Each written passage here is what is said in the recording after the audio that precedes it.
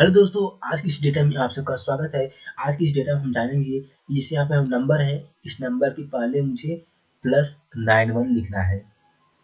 91 plus 91 91 plus 9025802415. यहाँ पे फिर 91 प्लस लिखना है। 91 दोस्तों plus अगर डेटा 9935664552. दोस्तों अगर डेटा बड़ा होगा तो आप लोगों को सिंपली यह करने में बहुत टाइम लग जाएगा।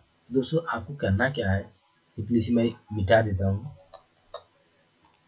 आपको9025802 सिंपली आपको करना क्या है, इस डेटा को सिलेक्ट कीजिए और कंट्रोल के साथ वर्ड प्लेस में जाइए।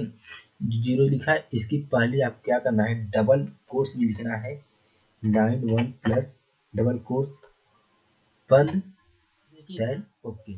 50 सेकंड